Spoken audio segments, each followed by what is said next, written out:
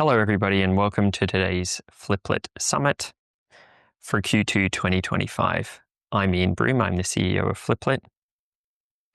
So what is FLIPLET Summit? FLIPLET Summit is our biannual event held online where we invite our customers and people who are interested to try FLIPLET and bring them together, and we talk about what we are working on. And we try to make it as best as we can two-way. So every session will have QA. So if you have any questions, please just pop them into the QA feature and we'll answer them as we go.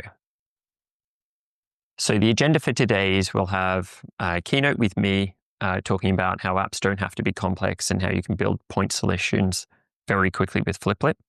We're then going to have a customer insight or case study from Fox Williams, which will be about delivering advanced solutions to partners and senior management with VIX from Fox Williams. Then we're going to have a roadmap update with Sophie, Michaela, and myself, where we'll talk about lots of things that we're working on at the moment and show you some demos.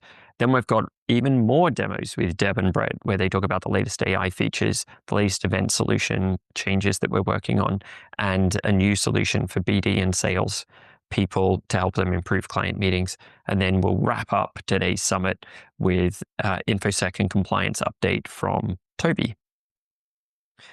As I mentioned, this is meant to be interactive, so please, if you have any questions, just click the QA button and type your question in. At the end of every section, we have time for Q&A, so it'd be great if you can submit your questions. Any questions that you submit via Q&A will be private and anonymous with the rest of the attendees. FLIPLET staff are able to see who's asking questions, which is important because if we run out of time, we will follow up with you afterwards outside of the summit and try to answer your question there. So if you have any questions at all, just click the QA button, submit your question. It won't be wasted regardless of whether we run out of time. No questions are bad questions. Okay, diving into my keynote presentation for today. Apps don't have to be complex. Build point solutions with FLIPLET quickly. So FLIPLET's vision, right from the very beginning, has been to empower anyone to build beautiful and powerful apps. We believe this is really important to not only helping our customers, but the broader world make the most out of apps in general. And you'll notice here it doesn't say mobile apps, it just says the word apps, suggesting that we're motivated by apps that run on anything and that we want to ensure that they're beautiful and powerful. And we believe that we are doing a really good job at this, but of course, one of the critical elements we always have to take into consideration is new technologies as they come along and they're relevant to our vision, incorporating them into FLIPLET. And you'll see today a number of, throughout the FLIPLET Summit, you'll see a number of new capabilities we're bringing to the table that align to this vision. One of the critical technologies that has come out, as I'm sure most people are aware of, is AI. And AI helps us to achieve the vision for FLIPLET by helping customers to produce advanced features without technical skills. This kind of correlates to beautiful and powerful app creation. One of the things that we've also noticed because of the ability for AI to deliver new capabilities is that it opens up new types of apps. We've started to call these internally FLIPLET mini apps, which is not only a really nice name, it also helps to differentiate from all of the sophisticated apps that FLIPLET or what we call internally our advanced app solutions.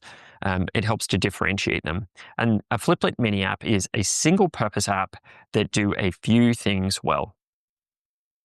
So for example, let's imagine that you have an urgent need. Somebody needs you to help to create a seating chart, a survey, a calculator, something like this. It could be for internal or customer-facing purposes. You've got a number of options. Do you get a whiteboard marker and head for a meeting room, or maybe paper? Do you use a purpose-built piece of software to deliver what you need? Do you ask AI for guidance or maybe help building it? Do you reach for Excel, depending on your skills and knowledge and preference? Do you use FLIPLET or another app builder generally? Or do you begin coding? There are lots of different ways you could potentially fulfill these types of use cases, but we've started to think about how FLIPLET can help with more of these point solutions, and this is where we think mini apps can become really relevant. So many software requests are actually quite simple, but creating software generally takes too long. And I'm going to now explain how we've been approaching using mini apps internally. So FLIPLET historically has been used a lot and is really good for advanced app solutions. So the benefits of these are that these apps can be very powerful, very engaging. They pass App Store reviews. But some of the downsides, as most of our customers who have been around for a long time will be aware, is advanced apps with lots of features are complex to create because of their complexity. Testing gets harder. They can be hard to maintain. They end up with many features, many screens, and in turn, a proliferation of data. And all of these things add to the complexity. Mini apps offer a quick alternative to these advanced apps by being really quick to build, fast to test, easy to maintain because they have fewer screens and fewer features, and in turn, fewer data sources. And typically, they're just deployed via web, so you don't have the complexity of launching to the app stores. But the downsides of mini apps and the reasons why you wouldn't want to use them is because they're really well suited to very small apps, like just one or two features. They are so simple, they wouldn't meet they will not meet the App Store guidelines and requirements, so they won't pass App Store reviews and therefore cannot be submitted to app stores. These are all things to consider before you get too excited about mini apps. Rush off and start building them. They're really well suited to just small apps. But the exciting thing about them being so small is that they can also be used, delivered very quickly, used for a very narrow use case, and then discarded without having to worry too much about them. How would you get started building your first mini app? Well, the first thing is to figure out what you want it to do. So confirm a point solution, preferably one that's well suited to FLIPLET's functionality. And don't worry, I've got a big list of ideas and suggestions that I'm going to share with you in a moment, which will hopefully inspire you to help you create your first mini app. Then you build the simplest app you can that delivers the solution that you're looking for. I would recommend using AI to potentially accelerate the delivery and test ideas. And my colleague Deb, who will later on in the summit talk about our latest AI features, he will show you some of the additional capabilities that we're adding to make delivering features in FLIPLET, but in specifically mini apps, much more efficient. After that, once you're happy with your mini app, publish it to web. You can use the apps.fliplet.com URL, or alternatively, you can publish it on your own custom domain, which is still faster than distributing to the App Store, but also doesn't have to pass App Store reviews. Next, you can share your new mini app with users via the web URL. You can email it to them, text it to them, etc.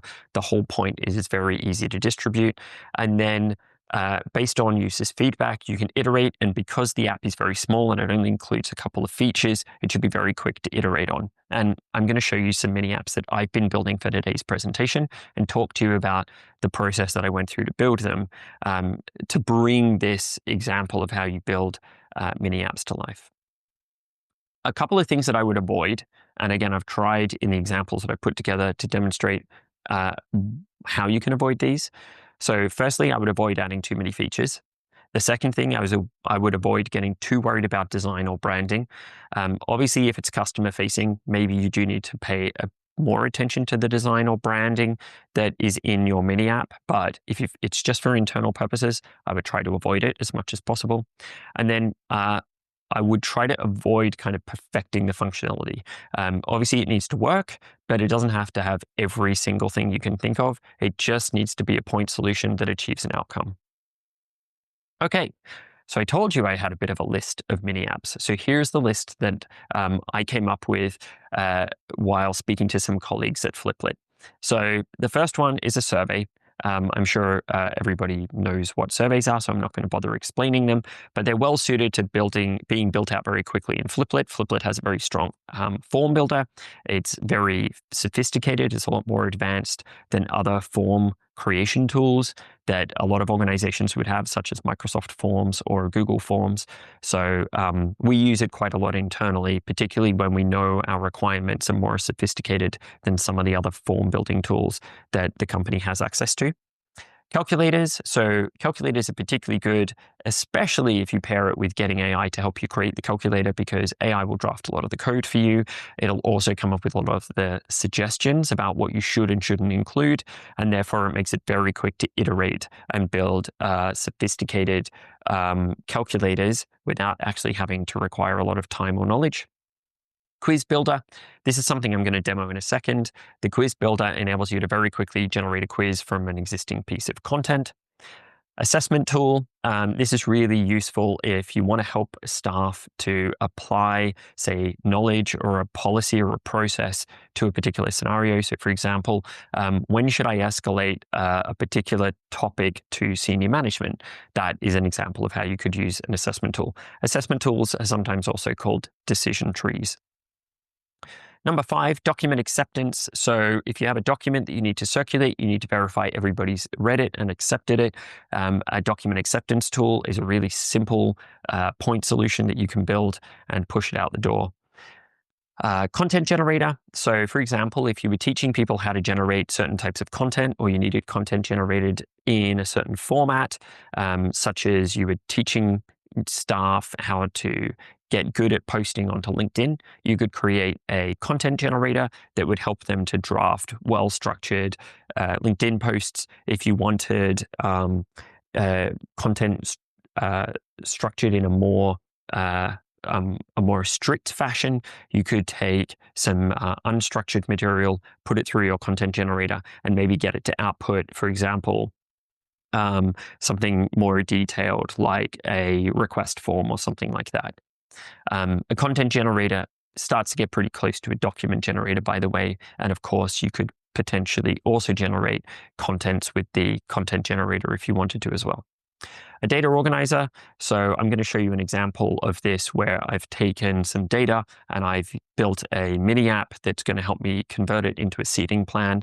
But ultimately, you could take any data you want and then feed it through a tool to help produce a different version of it. And I did use AI to help me with this, and actually AI is involved. And it's a pretty exciting demo, actually. So I'll show you that in a second. 8th item, data-powered list. So FLIPLET has pretty advanced data-powered list functionality. So if you wanted to, say, take information that you already had from an existing system, but you wanted to give people the ability to easily filter, sort, search, that would be a great example of a really simple mini app you could build very rapidly with FLIPLET. Number 9, QR codes. We've been talking to a lot of customers and potential customers recently about how they want to be using QR codes more inside their organization. One of the methods that people have been discussing is that they need to generate QR codes for a range of different purposes, and then they need to be able to scan those QR codes for purposes. And this is a perfect example of potentially just a 2-screen mini app. One screen generates QR codes, one screen scans QR codes, and tells you the information you want to know after scanning it. And then finally, you've got a report generator. It's kind of similar to the data organizer, although the report generator would typically take information and generate more of a report. So it might summarize or aggregate the data. It might produce charts. This is particularly useful for things, for example, where you have registration information by person with their dietary and special requirements. And what you actually want to know is how many people have each of the dietary requirements or the special requirements. So you kind of want to report. You don't actually want the raw data anymore. This is a great example of a simple screen. You can build it very rapidly inside a mini app that you would then be able to provide the information to and get the app to process it into a format that you wanted. These are examples of mini apps. Hopefully some of these are inspiring you. As I mentioned, if you have any questions about any of these examples, please post your question into the QA feature and we'll get to them at the end of the presentation. But without further ado, I'm going to dive into some examples. So now I'm going to switch over to my mini apps app, where I've kind of broken the first rule of the mini app, but only to make this demo easier, which is I put multiple features into a single app inside FLIPLET, but that's because I knew this was just for demoing purposes. So the first demo I'm going to show you today is a quiz generator and then a quiz screen. So the first thing that I need to do is generate a quiz. Now, I A good example of this might be when I've done some training with people. So it could be I'm training on an upgrade to a piece of software. I'm training new people who have joined the organization on how we do things. I'm training people on how to follow a new policy or procedure. So in most scenarios, I will have some pre-existing material. It might be in a Word document. It might be on the intranet. In this case, I'm going to take our directory solution support material, which I just copied and pasted into a document, and I'm going to actually upload a Word document. So here you can see I'm picking the directory solution, and I'm clicking Generate Quiz. The reason why I wanted to demo this as a use case is partly because it also shows our new FLIPLET capability to process docx files, which I know are heavily used by the majority of our customers. So this is a quick example of how FLIPLET is able to read a docx file and do something with it. And this example took me maybe 10 minutes to build, mostly using AI, but actually the information that I'm using here is not sensitive. It's already publicly available. AI could already access it via the website. So there's nothing particularly sensitive about this. It doesn't include any personal information. And you can see here that it's now finished processing this document, and it's created 5 questions for me. Here are the questions, here are the various options, and then here are the correct answers. So that's great. I can now see what it has suggested based on the material I gave it would be good quiz questions. And if I want to make any changes, this information is stored directly in a FLIPLET data source. So if I want to tweak anything, I can in the FLIPLET data source editor. Of course, I could build an editing interface here as well if I wanted to, but that would take more time. And now I'm just going to show you what the quiz interface looks like. So the first thing I need to do is identify who I am. This is important because if I didn't identify who was taking the quiz, I wouldn't necessarily be able to tell who has and hasn't taken it. I also wouldn't be able to know what score individuals received. So by entering my email address, you could also ask people to enter their name if you wanted to as well. I click Start Quiz. And okay, so what is a benefit of using the directory solution? It is, I'm going to go employee engagement and networking. What is the use case for the directory app mentioned in the document? It is used for employee directories. How does using the directory solution enhance productivity? It enhanced productivity is apparently one of the answers. I'm going to go with this. Which feature is included in the directory app according to the document? It includes org chart, office information, events, search and filter. All of these I thought are included. So maybe I need to refine that question. And what does the directory screen in the app show? It shows the directory org chart, I think. Okay, and apparently I'm not very good at this, so I only got 1 out of 5. So maybe I need to review the questions. But anyway, you can see here that the user has been able to do the quiz. I can click retake. My result is now stored in a data source, so I can go back to the data source now. I could see my score, I could see who else has taken it, etc. And if I click retake quiz, I could do it again. Allowing people to retake the quiz could be quite useful because if they're able to retake the quiz, I could potentially see them get better over time. So anyway, that shows a quick quiz generator and then a quick quiz screen. Of course, the quiz generator would not be used by everybody. That would only be by people who are creating quizzes. And then the quiz screen would be shared via a web URL with the people that I want to take the quiz. Okay, let's move on to a more sophisticated demonstration. So here I am uploading a CSV file. Again, I wanted to emphasize a mini app dealing with an existing file and processing it because you don't necessarily want to have to keep loading your data into a data source in order to use it, but you also don't want to have to worry necessarily about integrations, etc. either. So here we are. I've uploaded my seating contact list. So I'm just going to say organize people by department. So I'm going to say that there are 10 tables in the room and 10 people on each table max. So this is the maximum, and I'm going to click Generate Seating Plan. Now, while that's generating, and I will warn you, this is one of the higher risk demos that I'm going to be doing today. I'll just show you what data is in the CSV file. So here you can see that I've just got name, email address, the department, and the title. Now, the cool thing about this and having the seating plan rules is I can tell the tool to build me seating plans based on any of these data points. Although in reality, I'm really, in all the tests I ran, I didn't really find using the name and email address very useful. Obviously, I need that to determine the seating plan. But what I was able to do is to give it rules around the department and the title. Okay, so if we come back here, you can see it's still going.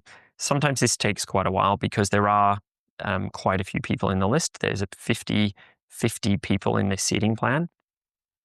And so what it's doing is it's taking the data, potentially anonymizing it, depending on my preferences around what I'm willing and not willing to share with AI.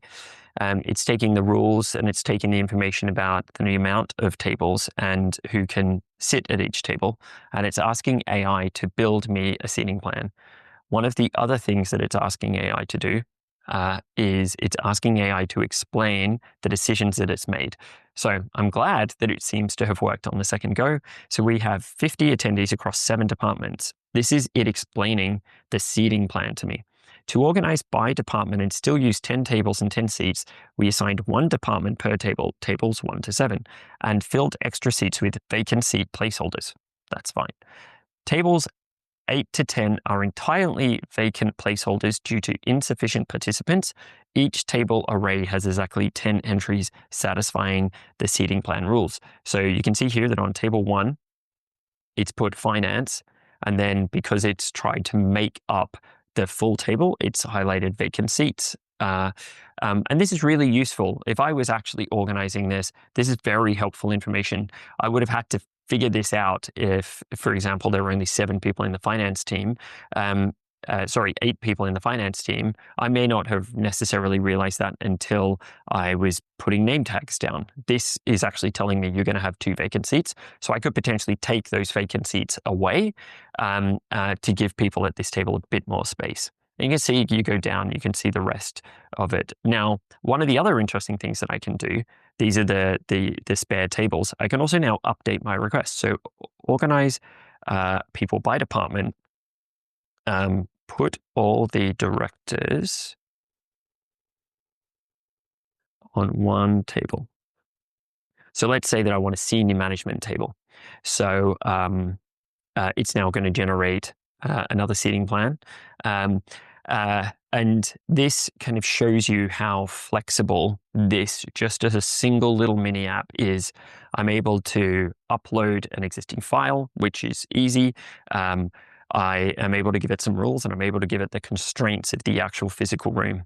When I tried this in testing, I gave it, for example, 5 tables of 5 people each. And what it basically told me is, I've created a seating plan, but there are 50% of your attendees that don't have a seat. You need to seat more of them. And that was also really useful because it basically was telling me, this seating plan is not complete. I haven't been able to assign all of your participants to it. So it shows the level of intelligence that this little mini app is able to deliver. And of course, seating plans are not necessarily just for big events. They're not necessarily just used by event managers. If you're organizing a dinner for your team, you might want to create a seating plan. So now the tool's come back and it said, we first collected all staff with the title director onto table 1. Then we added 4 manager level staff to fill in the 10 seats. Okay, that's interesting. It used its own judgment to basically say, all right, we're not going to fill table 1 with just directors. So actually, let's put some additional people in there. And then remaining staff will group strictly by department, 1 table per department, in descending order of department size, because there were only 50 people total and 10 seats per table. Some tables have fewer than 10 assigned seats, and 2 tables remain empty to preserve the 10-table structure. So this little summary, I'm sure you would agree, is very powerful and saves you having to analyze all of the data to determine what this feature is able to say. And then the final demo that I was going to show today is just a simple document approval. So I was able to put this together in about 5 minutes. At the top, I just entered some text and I linked directly to this information security policy. And then I was able to say, I actually told AI to build this. I said, I want to collect the name and the email. I want it to be stored in this data source. And then at the bottom, I want a list of people who have read it. So for example, I can now type in somebody else's name.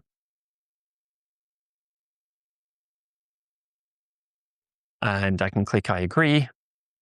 And now you can see here that your approval has been recorded and Fiona has been added. So a very simple little tool that allows you to record who has and hasn't reviewed a document. And if I want to clear this out, I just go into the data source and flush it.